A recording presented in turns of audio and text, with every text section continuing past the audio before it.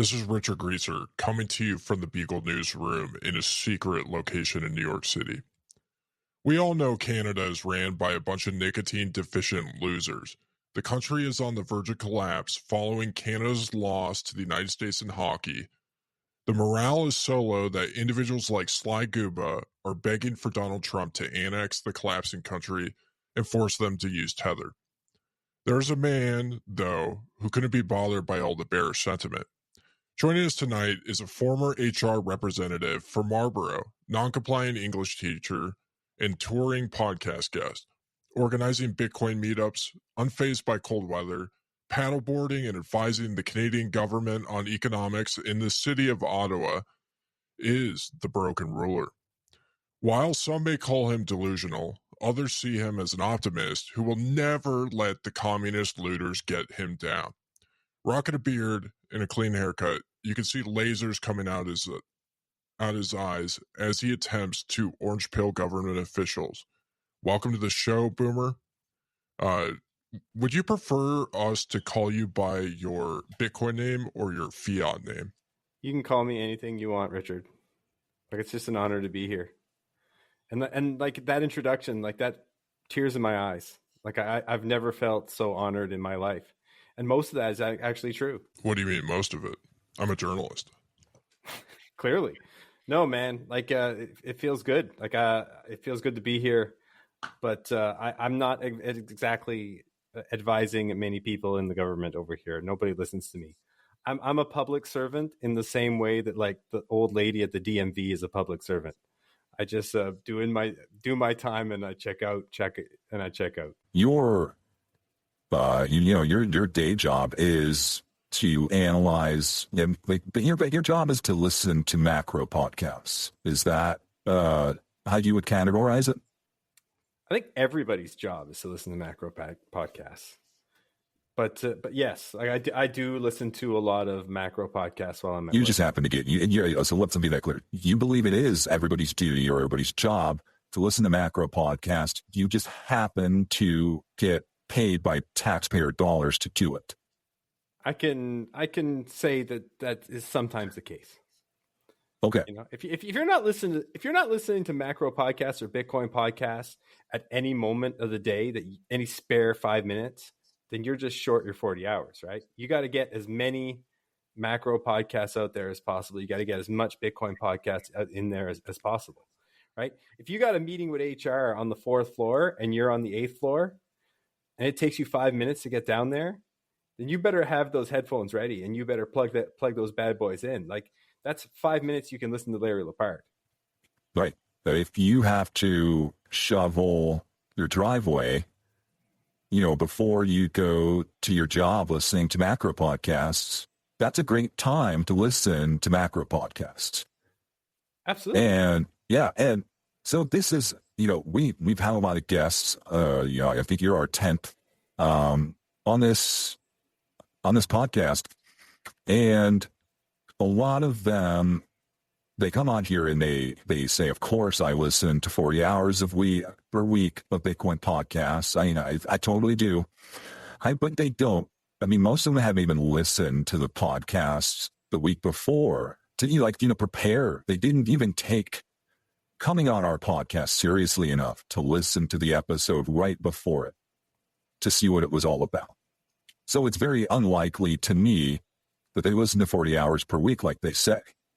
But you are the first guest we've had who that is not the case. The proof of work shows you posted the other day on Twitter looking for like an index of every Bitcoin podcast that exists, because all the ones that you could find on your own, I mean, you're already somebody who knows how to find a good podcast. And all the ones that you could find on your own, you ran out. You needed more. So, you had it was 60 hours per week in your Twitter handle for a while before you changed it. You know what you're talking about. What advice would you give to somebody for how they can think about optimizing their lives to be more efficient with their time so they can listen to more hours of Bitcoin podcasts? Well, let me first give a shout out to Pies, because like I'm big league Bitcoin podcast listener, but Pies, he might actually be like the Jordan, you know? Like if I can be the Pippin to his Jordan of listening to Bitcoin podcasts, then I think that's an honor because Pippin's a Hall of Famer too. Mhm. You gotta get every minute you possibly can to listen to this stuff, right? If you want to do 40 hours pretty easy, but 60 hours, first of all, you got to be doing 1.75 speed right off the bat. Like if you're any slower Not everybody is able to listen to Preston Pish or Larry Lepard, like you mentioned, or Nick Baccia. I mean, that's some high level signal, and not everybody is able to really absorb it at 1.75 speed. Like that's something you have to like. It's like you don't go surfing, if you don't know how to swim. It's like you're going to drown. Yeah. So you have to train. You have to get your mind and your body. Really, it's a physical. It's not just a mental. It is a connection. Healthy enough to be able to really take in that much signal in that, at that speed. It's also a way of life. Mhm. It's also a way of life. Like you got to be a professional, and you got to be ready to make the sacrifices too, right? And the people around you have to realize it. Like if your girlfriend doesn't like you listening to Bitcoin podcasts in the car while you're driving to go get the groceries, or she's in the passenger seat, well, you got to leave her home, right? Like that's prime time. You got to be ready to go all the time. You have to have a pair of headphones with you everywhere you go. You got to use the bathroom. If you got to listen, you got to go to the bathroom. You got to in the morning. That's like 7 minutes. At 1.75 speed, you got 7 minutes. You can do a Natalie Brunell news block in 10 minutes at 1x speed. So at 1.75 speed, you can get that podcast right off the bat, just while you're having your dump in the morning. You got to be ready every moment of the day to consume more podcasts. And you have to be willing, if you get to Saturday and you've had a really long week at work, you've been hitting the gym, you've been crushing it, but you're a little bit behind on your 40 hours per week. And if you don't wake up at 6 a.m. when you wanted to sleep in and, go get a coffee and start smoking cigarettes at 6 a.m. so you can get that extra, 4 or 5 hours in so you get your 40 hours. You got to be willing to do that. But like you said, you also have to be like, you have to think of every situation. What if you just think that you're dropping off, something at your mother-in-law's house for your wife, and she comes out and she asks you to mow her lawn? Do you have your headphones? Are you ready in that moment to put 2 hours in, ready for, any Bitcoin podcast? You always got to because you might, if you get in that situation, you're not ready, then you've just wasted 2 hours. Wasted. Now you got to be ready all the time. You got to have headphones with you all the time. I keep a set of headphones in the car, and I got Bluetooth in my car. I don't need those headphones in my car, but I keep those headphones in there just in case a situation like that occurs, where I'm somewhere that I'm not home and my favorite headphones are at home. Well, I got a backup set in the car ready to go. What if you just have insomnia one night and you're laying there, it's 1 o'clock in the morning, and your headphones, you didn't charge the battery, so now screwed. You just got to lay there and count sheep. Battery? What are you like? I go wired. You got to do wired, man. Like this is the moneymaker. This is the moneymaker. The head over here. This is my moneymaker. I got to protect that. So I'm not taking anything to chance with wireless headphones and like radiation and all that shit. No. Wired headphones only. I think that just my personal opinion is what I try to do is, if I'm ever caught lacking and I'm in a situation where I should have had my headphones, I should have been ready for 15, 20 minutes to listen to a podcast. I pull out time chain calendar and I just force myself to spend that idle time, just watching the blockchain, watching the blocks come in, just, watching the rhythm of the network and just trying to use that as a reminder. Yeah, that's a pro move. Pro move. So on the topics of radiation to your brain, like I think this is something a lot of people are concerned about. in the Bitcoin ecosystem, people care about their health. They smoke cigarettes. They eat raw beef. They sun their balls. They sun their balls. They don't wear sunscreen. Yeah. They do all the proper healthy things to be successful, but that's not always a guarantee that you're going to be okay, right?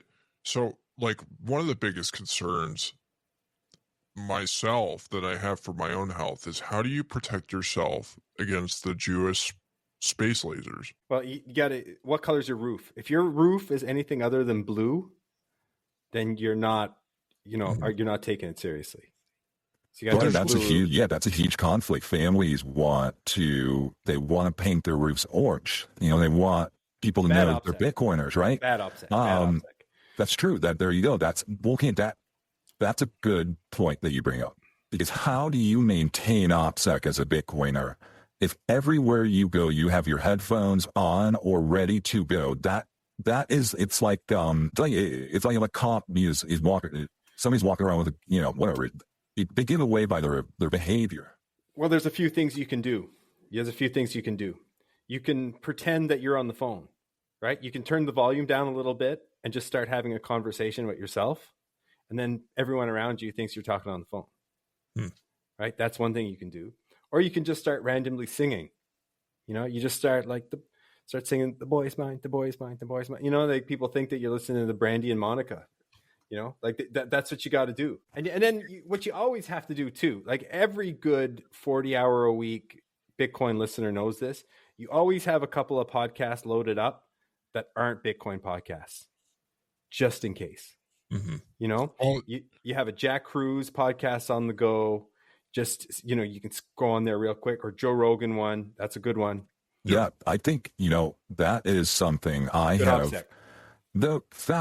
I've sent them all kinds of recommendations for how they can improve the podcast listening experience, because that's important, right? It's not just about a platform for the podcasters to market their podcast. It's about the listening experience. It's very similar to which hardware wallet or which multi-signature wallet. It's a way of expressing your preferences about Bitcoin, and to be able, Bitcoiners care about OPSEC. Yeah. Like, you should be able, like, when I have my custodial Lightning wallet open, I can press a button and change a setting so you can't see my balance. So somebody can't just look over my shoulder and see, wow, this guy's got 20,000 sats just fucking ready for the taking here.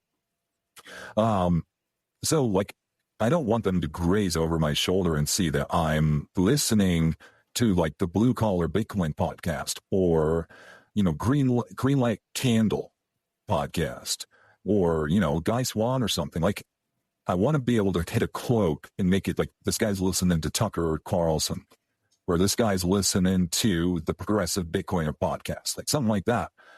Something that's just going to totally throw them off, because, if you sit next to me on the train every day and you see the podcast I'm listening to, you're gonna be able to dissect that this guy's probably got some poem. Yeah, that's a good point.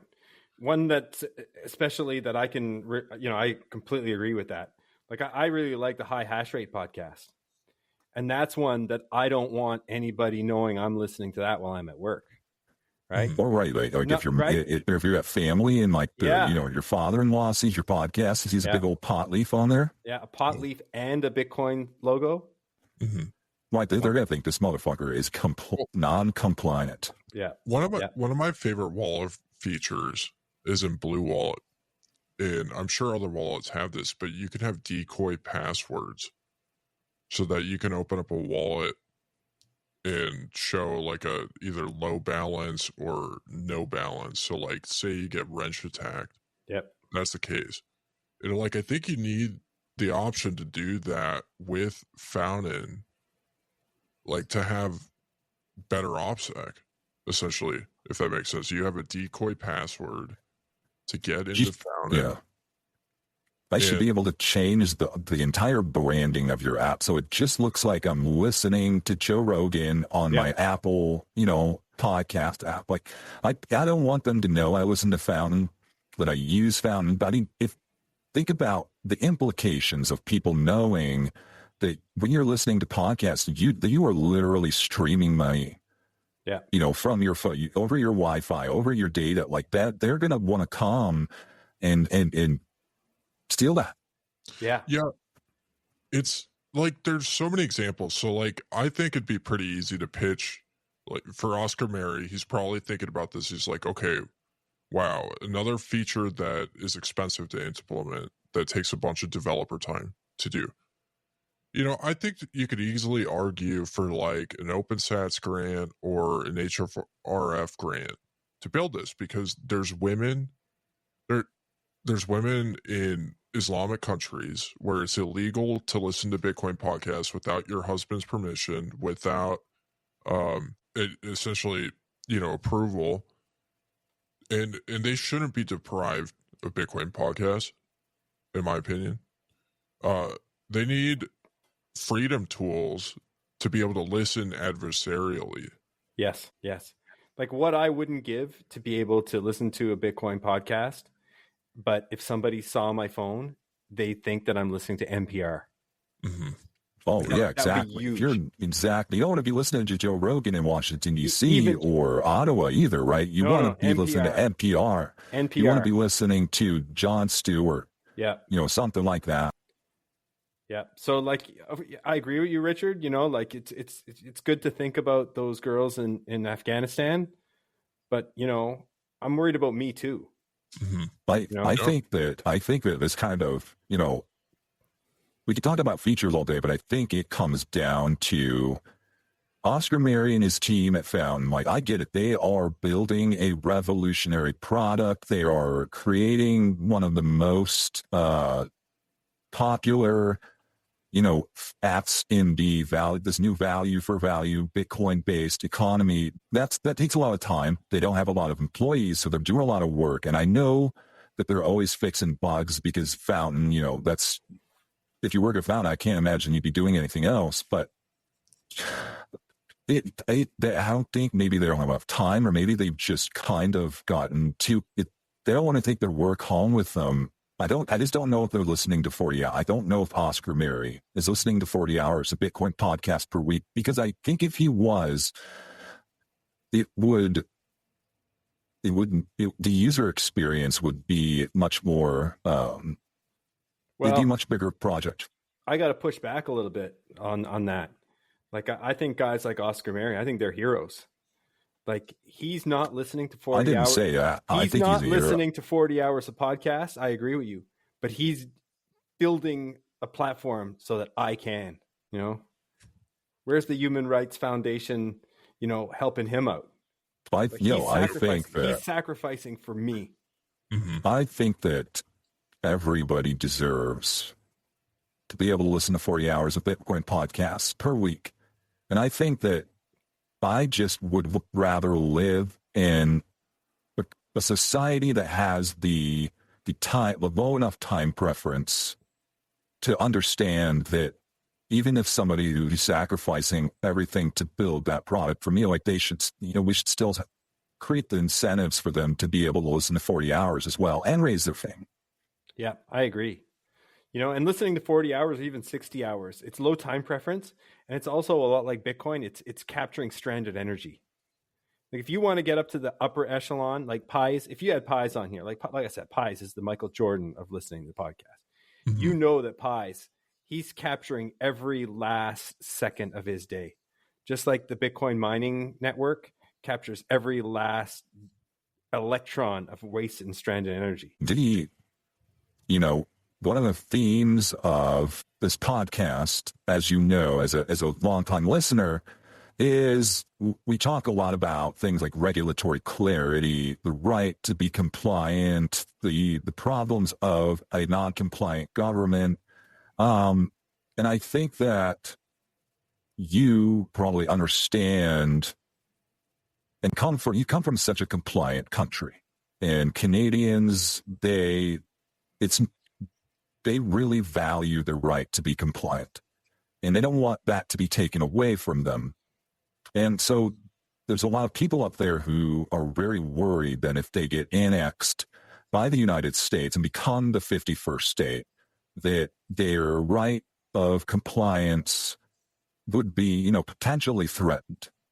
And there's some people who they want the right to be non-compliant, or at least they want, if they're going to be compliant, if the government is compliant as well. Then in the United States, we don't have enough of regulatory clarity to know if that paradigm exists or what paradigm is coming. So is it scary to you that you might be absorbed into a political system that lacks regulatory clarity? And how do you feel about the regulatory clarity in Canada? When you guys asked me to come on here, obviously I took it as an honor that it is. And I kind of knew that this was going to come up. I'm one of your big Canadian fans, and I interact with you guys all the time. And I know that's in the news right now. Americans are, they're very eager to know what Canadians think about becoming potentially the 51st state. So I knew this was going to come up. Now, the compliance is always an issue, right? People should be allowed to comply if they choose to comply, right? And I think it's going to be hard for some Canadians if it so happens that we become the 51st state. I think many of the Canadians will go the way of the California style of compliance or the New York State level of compliance.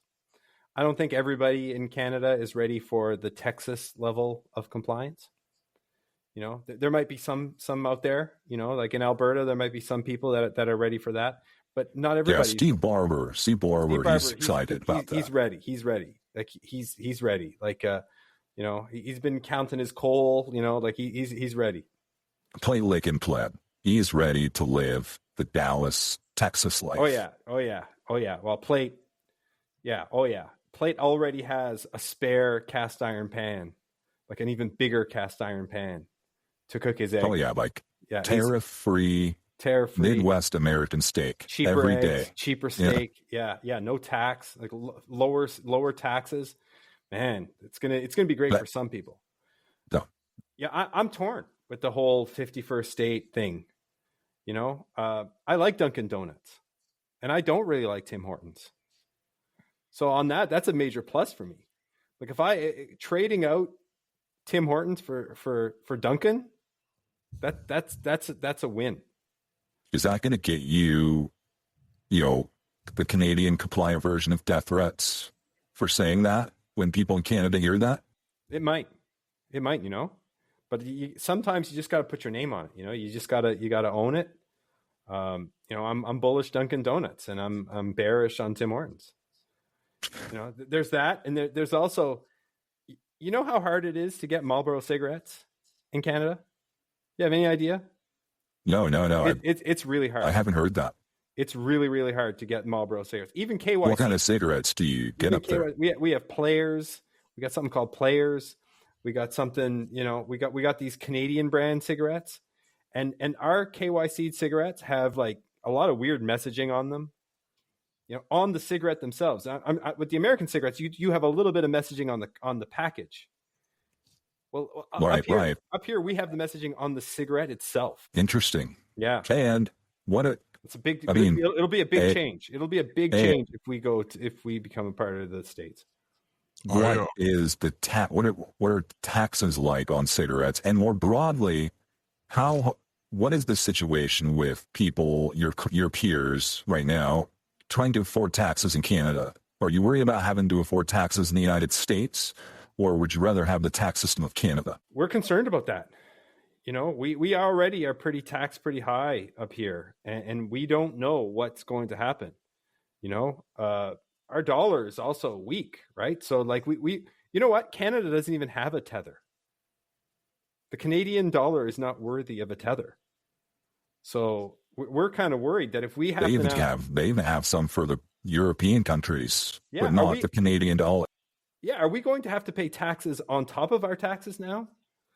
Like, if we become the 51st state, are we still going to have to pay Canadian taxes and then like an extra U.S. tax? People are concerned.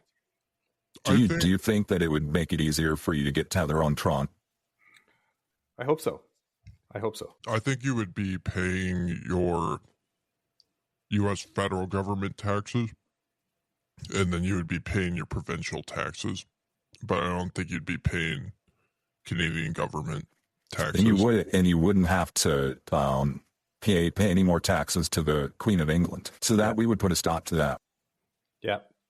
But then we'd have to relearn about the kilometers and miles and pounds and kilograms. Like that's going to take a lot of time. That's a hidden tax. Actually, that's a great segue, because that would be a really good opportunity for, thermodynamically sound Canadians, if you want to call them that, who maybe they wanted to come to the United States. Maybe they were ready. They want to live in Texas. Now they'll have that opportunity. And with that opportunity, they can come and teach Americans how to use the metric system. We're not going to stop using miles per hour or Fahrenheit, but weed's becoming legal almost everywhere. Like people are going to be able to use the metric system for their drugs or for something that, their beef or something for Bitcoin. But you've also done that. You've been an ambassador for the English language, and you had an opportunity to see what the cigarette industry and what the smoking experience was like on the, the Eastern culture. Yeah. Can you talk more about that experience? Because it's very interesting. It is. Yeah. It's something that I was talking to the guys before we started rolling here about how I might be the only guest that the Bitcoin Bugle has ever had that actually worked in a cigarette factory. So like a while ago now, 15 years ago, I worked in South Korea in the HR department of Philip Morris factory. So I saw firsthand, literally how the sausage is made. I was right there. I was working HR, like I was a diversity hire because they needed to hire a white guy. So I was a diversity hire at a South Korean cigarette factory. And you realize that everywhere you go, people smoke the same, right? It doesn't matter what color your skin is or what language you speak. You smoke one cigarette, one puff at a time. Everybody lights one up at a time. That's true. And you know what? I was very... Go ahead. Sorry, there's a handful of people that are super hardcore that smoke multiple cigarettes at a time. And they tend to be Asian from what I've seen. Well, they go extra sometimes, right? Yep. It's just like you watch it's spelling bees or things like that. It might be that the parents push them a little bit harder. Like it is no secret that Asia, especially East Asia, is one of the most productive, labor forces, most productive countries, growth, like their ability to build magnificent cities and monuments. And here it takes us like 20 years to build a bridge from, one side of Baltimore to the other. But who smokes more cigarettes? Who smokes more cigarettes? You see a Chinese person or an Asian person, they're smoking a pack a day. And, I just think the correlation is, there between that productivity and that cigarette intake. It's worth noting. Correlation is not causation, but it's definitely worth noting. And I'd like to see, maybe there could be, an OpenSats grant into looking into this. Right. Yeah, that's actually a good point. There's a lot of really important things that we talk about on Bitcoin podcasts, and a lot of people try to kind of make something sound more scientific or say that correlation, causation, whatever. But that's just, it's good to talk about things that are worth noting. Yeah. I don't have proof, but it's worth noting. Yeah. And that's just what I think is the best value you get from Bitcoin podcasts. A lot of things that are worth noting and noticing. Well, you're right. I noticed the same thing. I lived there. Like I saw it myself. I saw how much the people smoke there, and I saw how productive they were. And I'm not going to sit here and say that one led to the other, but there definitely is correlation. But I was really taken aback at the humanity of it. We all smoke cigarettes the same way, right? And it doesn't matter if you're a billionaire or a pleb. It doesn't matter if you're a billionaire or a pleb. It doesn't matter if you're 6 feet tall or you're 4 feet tall. We all smoke cigarettes the same way. Right. And not only did you work at a cigarette factory, so the culture in a cigarette factory is inherently going to be different than a normie factory, but you worked in the HR department. Yeah. And I think if, I don't know what your experience is like in your day-to-day job now and what the HR department culture is like at your job now. Well, I have a feeling that we're in a smoking culture, in a smoking factory. HR was actually maybe something that was a great experience. It was a great experience, but I'm going to be straight up with you, Rod.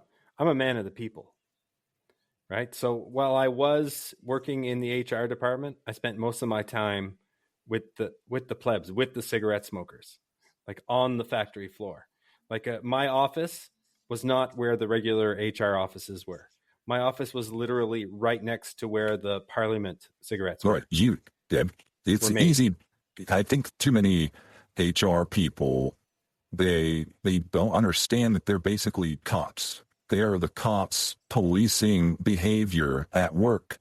And you think about the problems with our inner cities, it's the cops just show up and shoot people, and they don't, the good cops, when the communities were safe, they were in the communities. They were amongst the people that they were policing. They were learning about their lives and talking to families.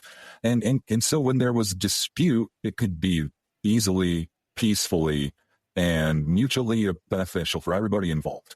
Mm-hmm. But now the HR departments, they just sit up in their high offices and isolated from everybody, and they find out that you shared an offensive meme.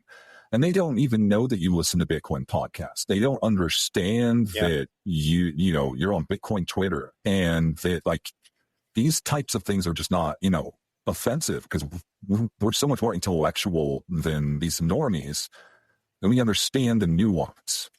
But they don't know that about us. So we just get fired from work, and it causes too many conflicts. It says order breaks down at work when the HR ladies.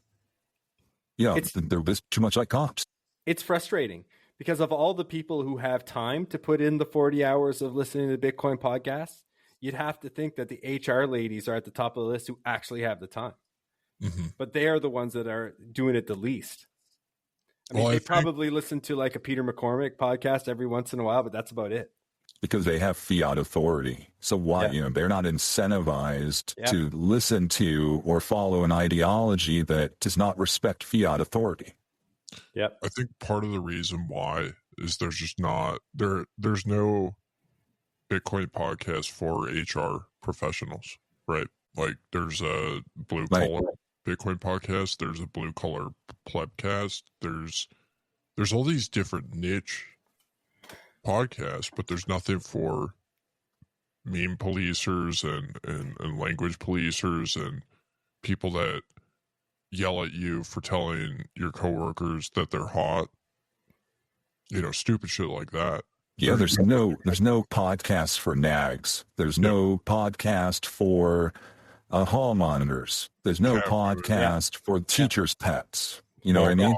You know who we need to get on this is Fundamentals. He's making podcasts for everything, right? Yeah. He's how many podcasts does he have going on right now? He can do one more. He can do the Karen Bitcoin podcast, right? Yeah. I mean, think about it. It's like Bitcoin is not something that attracts the recessed tattletale or the snitch or, like I said, the hall monitor or the person that raises their hand and reminds the teacher that homework was due after the class is about to end. Those people just they just don't understand Bitcoin. But Bitcoin they do need it. Because people like that usually are very worried about being able to afford their taxes. So you would think that they're going to come soon. So they're going to need podcasts. So I think that there is a lot of people in Bitcoin who they pretend, like I said, they pretend to listen to 40 hours per week. They pretend to be non-compliant. They pretend to be based, but they're not. And they constantly want to tattletale or to, do one of those actions, to snitch on somebody, to tag somebody in a limb, all them is hot meme when you're just not trying to harass her. You're just trying to express that you think she's hot. Yeah. And, those people need to make the podcasts for the people who are left behind. This is a real opportunity. Like, I hope somebody's listening to this and is thinking to themselves, like, oh my God, like, this is it. Like, there's a lot of us that in the Bitcoin community that are wondering how we can contribute to the Bitcoin community a little bit more.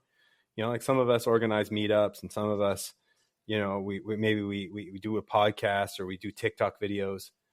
But, a guy like me, I'm not that active. I host my meetup. That's about it. I come on podcasts every once in a while, but I'm listening to this and I'm getting inspired. Like, I want to make the Bitcoin Tattletale podcast. Yeah. Well, here's the thing. You are one of the people who I think could best articulate not the why. We articulate the why you should listen to 40 hours, and we give you facts, and we just point out to you these examples of how 40 hours can improve your life. But you can demonstrate it. You could be doing your podcast while lifting weights, shoveling snow, crunching numbers, mowing the lawn. You could kind of be like that David Goggins who kind of whips people into shape and says, this is how you do it. This is take action. Wake up at 5 o'clock in the morning and start listening to Bitcoin podcasts when you're lifting, doing deadlifts in your basement. You could be do a cold plunge, listen to a Bitcoin podcast. It makes the cold plunge go fast. Yeah. Go by faster. I could do it with pies. Me and pies, just like, just pushing each other to listen to one more hour, listen to one more hour. That's good. Yeah. Like, you broke your leg. Good. Yeah. You have time to sit in the hospital ER waiting room and listen to Bitcoin podcasts. Yeah. So, out of curiosity, what years were you over in South Korea? The early 2000s to 2011, with some time, back and forth. So in those 10, 12 years, like, I spent 7 years there. Very cool. So you were in South Korea potentially when North Koreans started to be OG Bitcoiners in around 2011.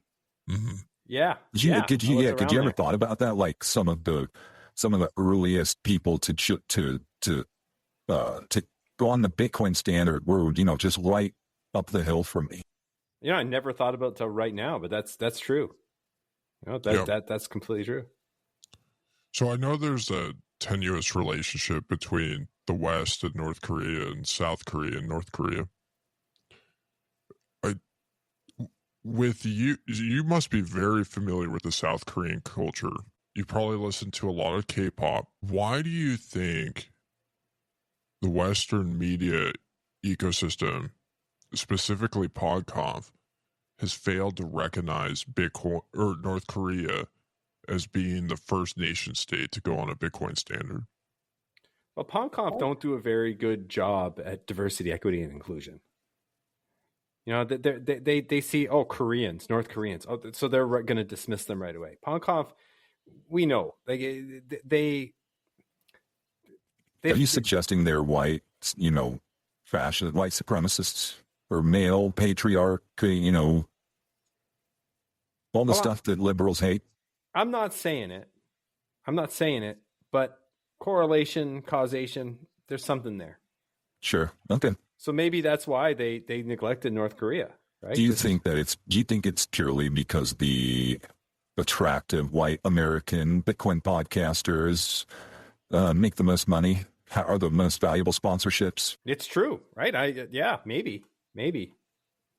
Right? They're going after Robert Breedlove and Preston Pish, and they're neglecting the North Koreans. It's interesting. I mean, I know that there's like this anti-Asian bias because of, Marathon, they sponsor a lot of things. So, like Asia, Bitmain, the Chinese miners, like they just seem to not like them very much. They're just kind of discriminatory against Asian podcasters. It could be.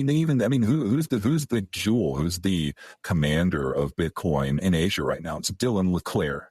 They put him in a proxy position to kind of be the orange pill governor of Japan, because they didn't even let a Japanese person do that.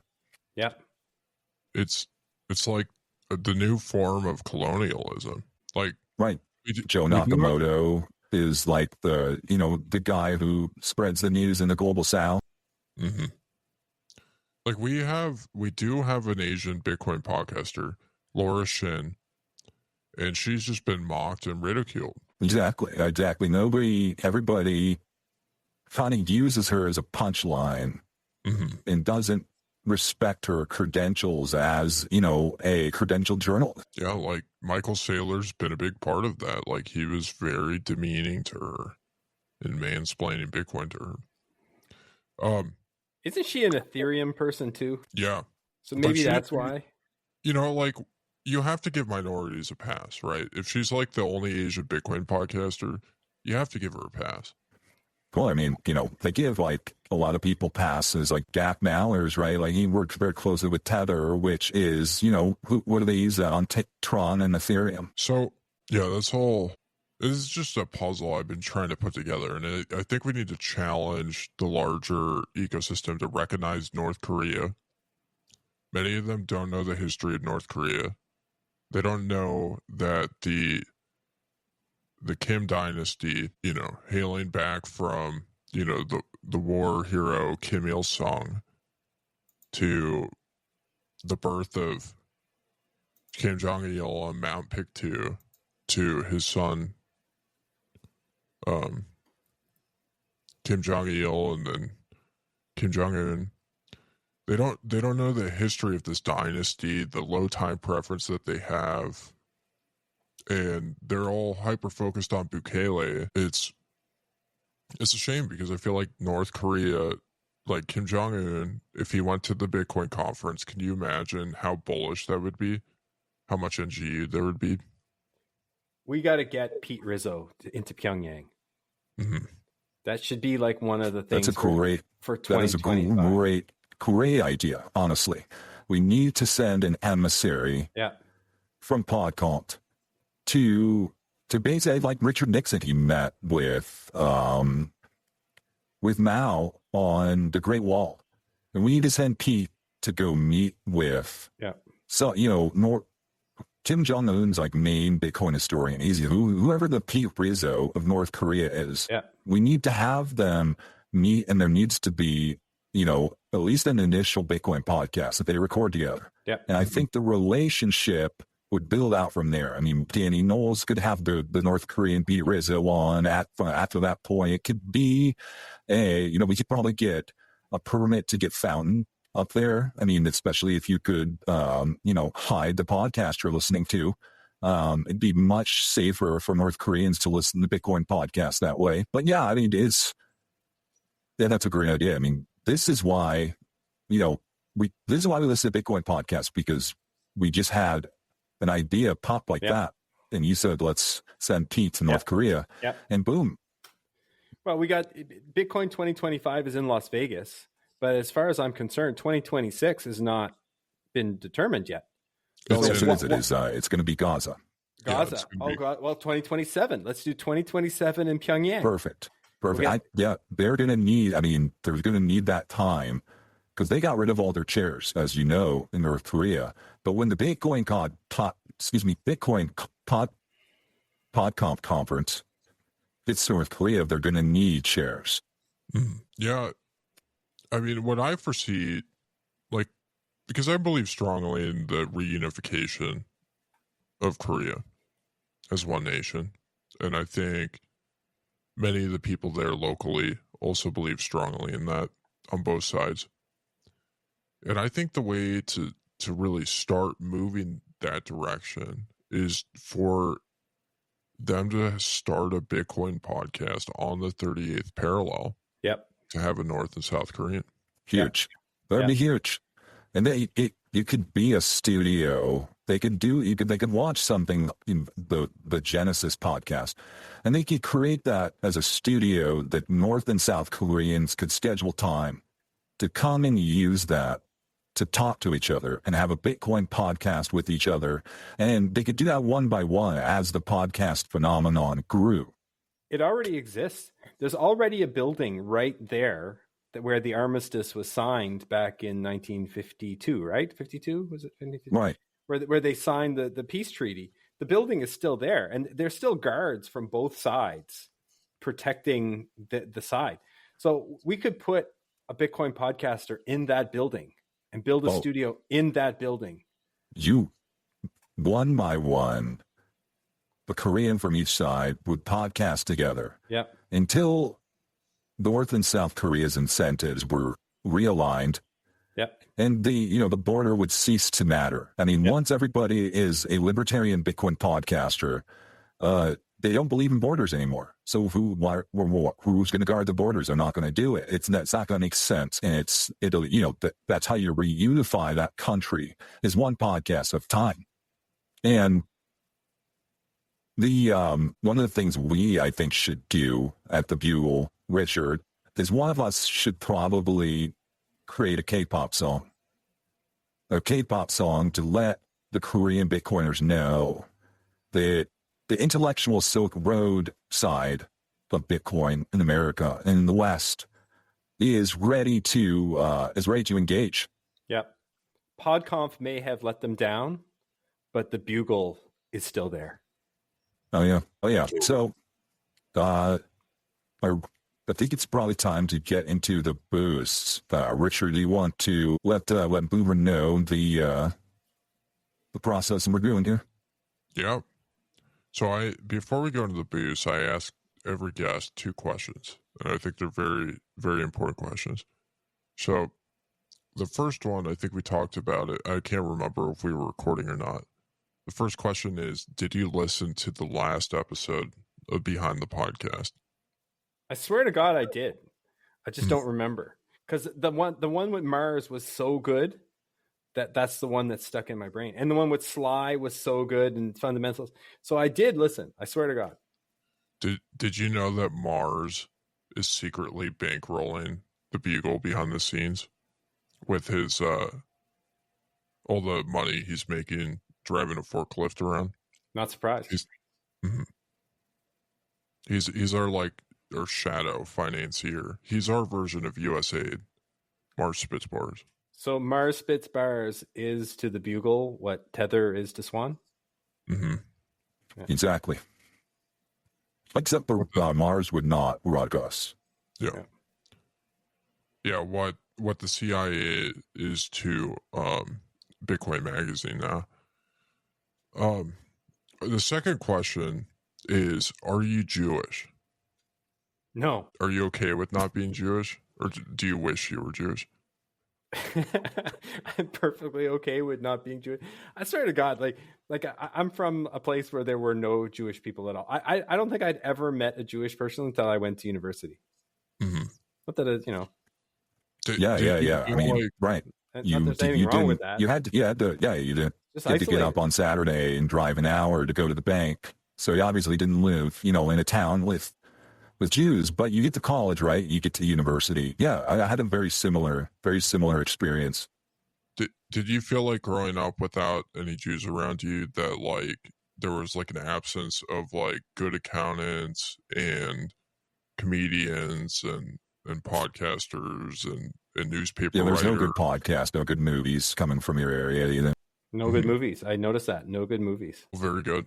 Yeah, let's get into the fountain boost. So our last episode was with Frank Corva, the legendary journalist, and we were discussing fixing the CIA's incentives. The first boost of our show, on the episode, we talked a lot about USAID. We talked about Bitcoin Magazine.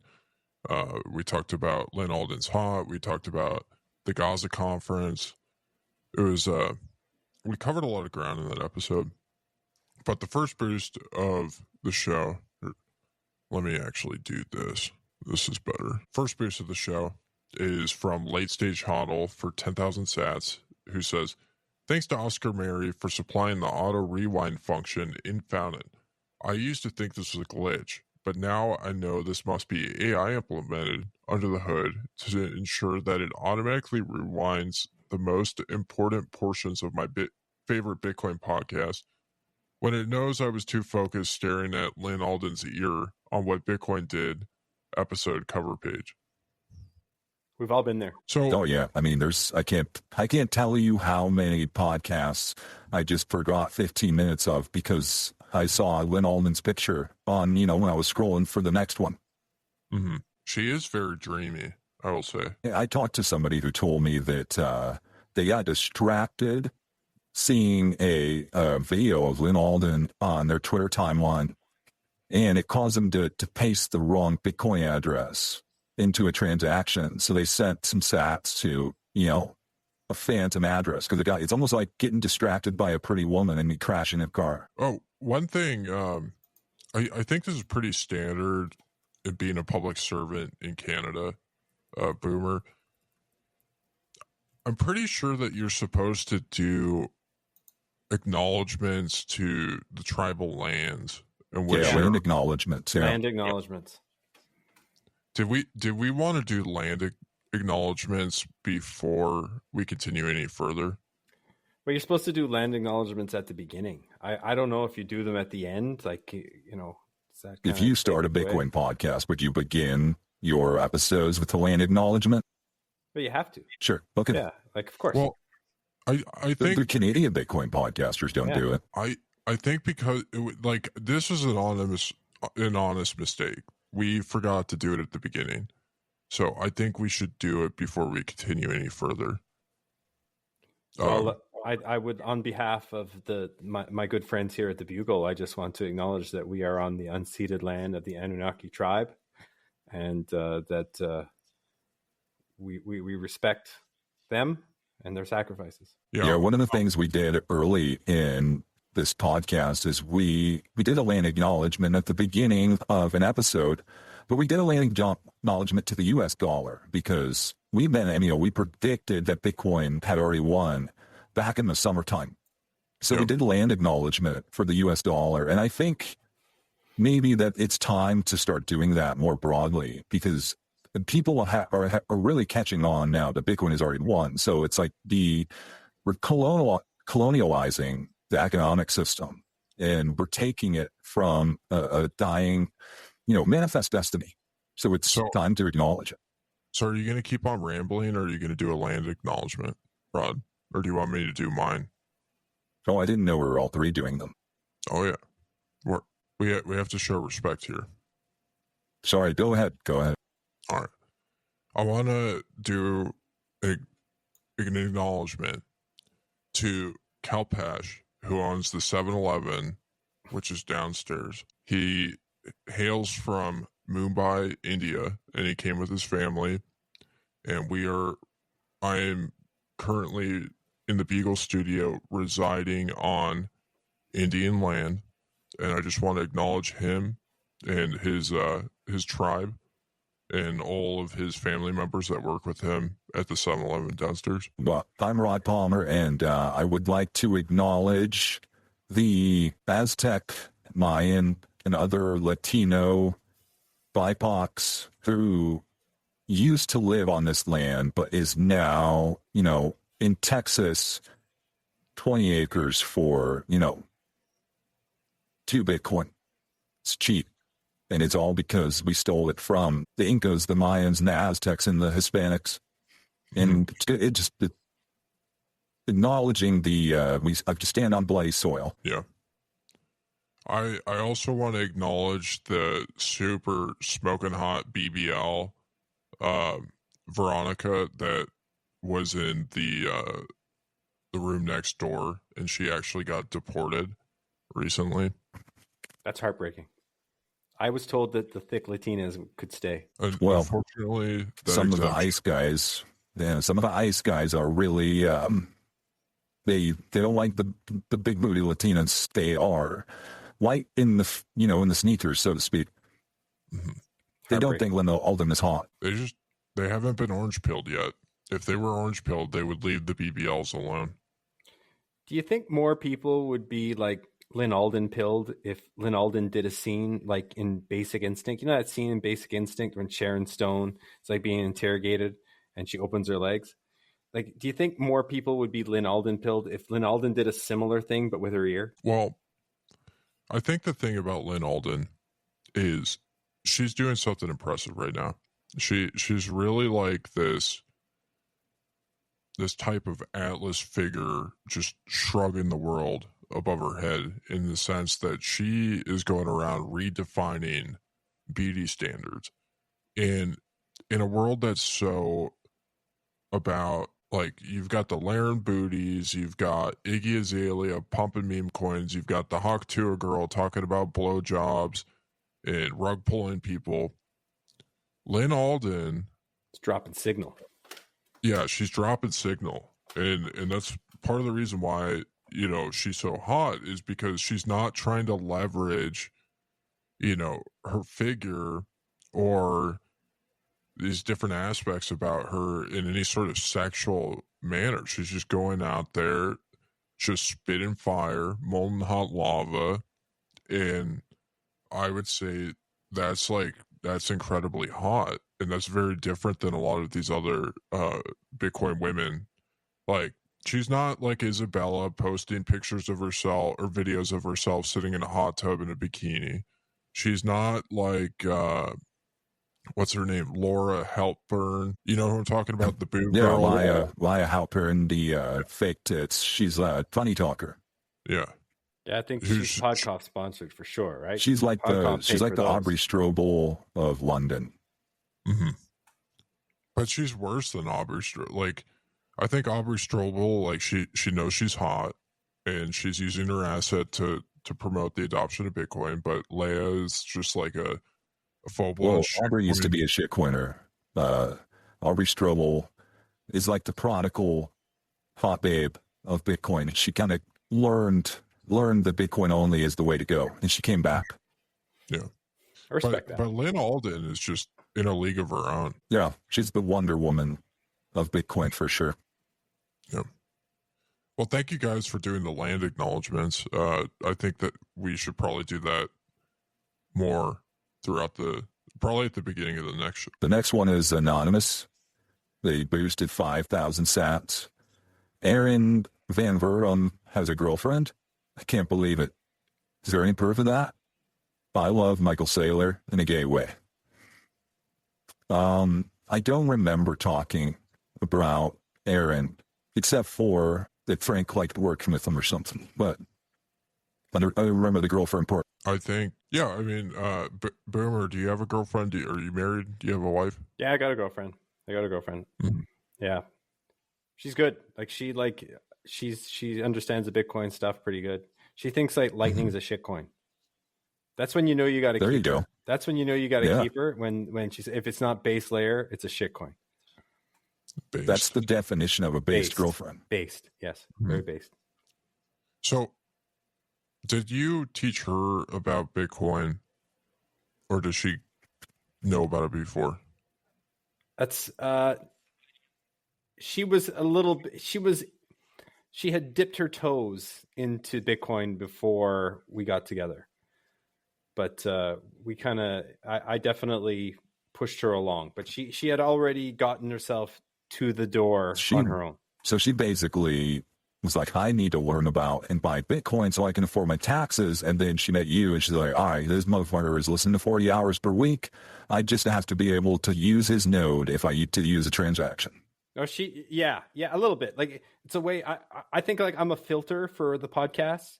So when I send her a text in the morning, just to tell her ask her how she's doing, and then I send her 3 or 4 podcasts that I'm listening to right that morning, then she knows throughout the day like that I've already pre-filtered the best Bitcoin podcast for her for the day.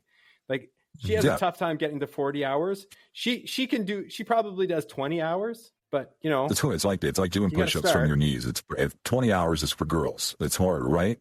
And I think a lot of people think that I'm trying to be controlling when I screen my girlfriend's Bitcoin podcast. I'm not trying to be controlling. I'm trying to curate the best signal that I think that she's going to enjoy and learn the most from. Yeah. And like, I'm not jealous. Like, I'll send her a Robert Breedlove podcast if I think that that's the best podcast for her to listen to. Like, I'm not insecure. Oh yeah. Yeah. And that's important. That is important. You do not want to be the guy who's like screening and not letting her see Dennis Porter's announcements, listen to Dennis Porter's interviews. Like, just because he's got an orange pilling aura that just screams sexuality doesn't mean your girlfriend wouldn't benefit from the signal that he, provides. Totally. So the next one, well, I see Rich. Well, I just want to say that's cool that your girlfriend said to it that you really were the catalyst to do that. I think that's really the Bushido of Bitcoin that you're living out right there.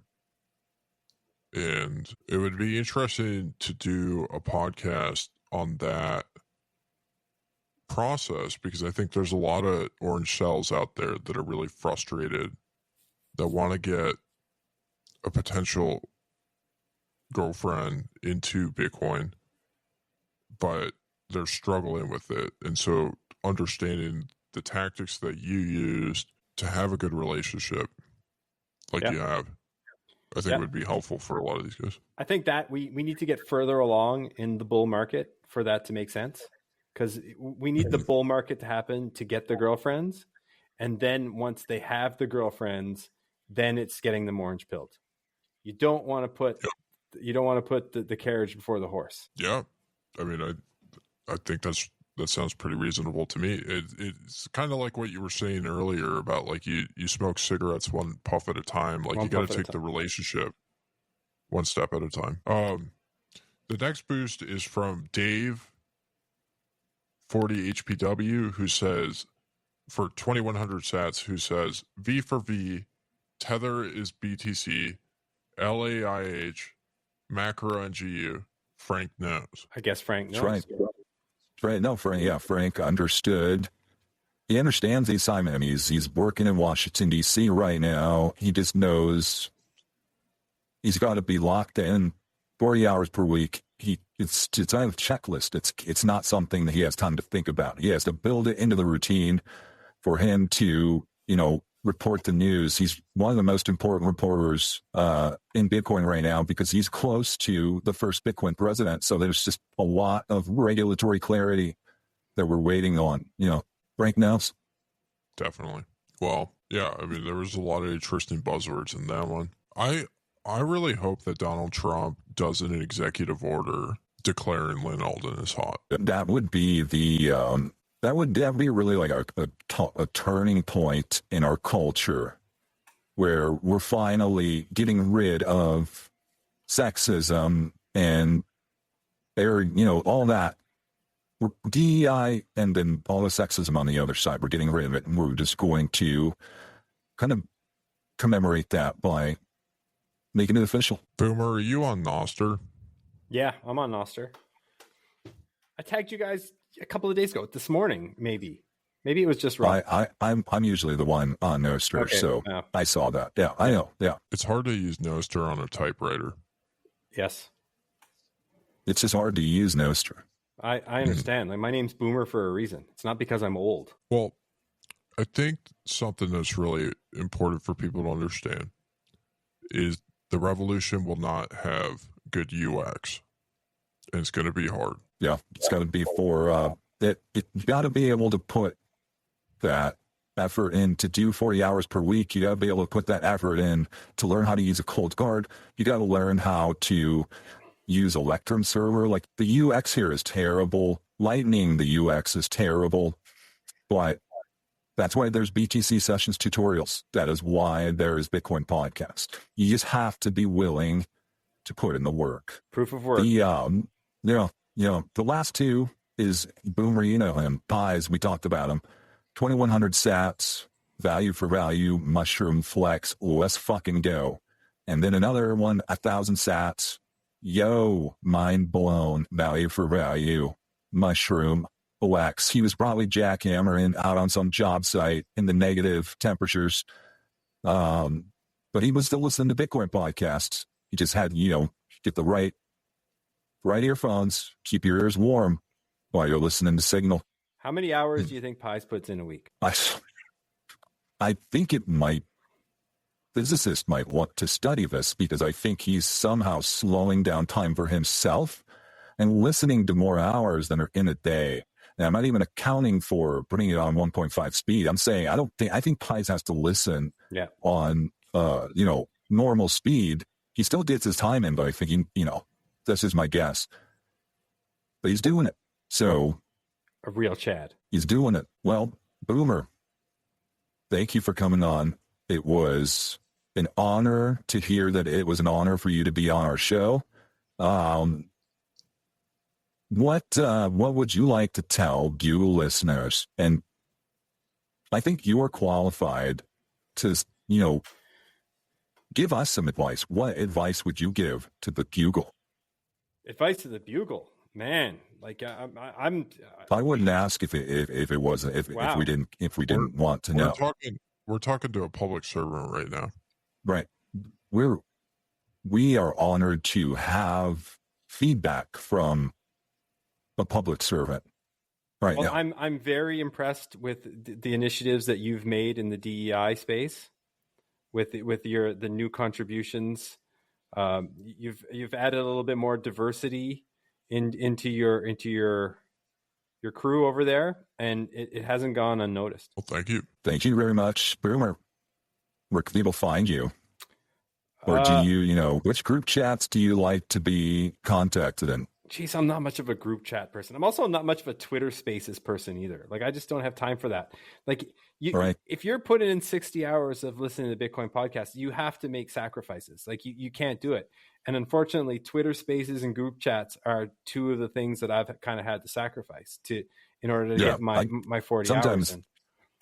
Every time I even step foot into a Spaces, the first thing I just want to say is, obviously, you got podcast hours to listen to. Stop wasting time in here and go listen to your 40 hours. Because right now, it is very obvious that you're not listening. Yeah. Mm-hmm. Yeah. I was doing the Swan Spaces, last year, 2 years ago, when Greg Foss was still around. But when Greg Foss left, I'm out. I feel like Twitter Spaces, it's kind of like stumbling across. It's like the mall. It's like a shopping mall. So like the shopping malls where kids like to cut school. They like to be truant. They like to go run around in Hot Topic and get their ears pierced at Claire's.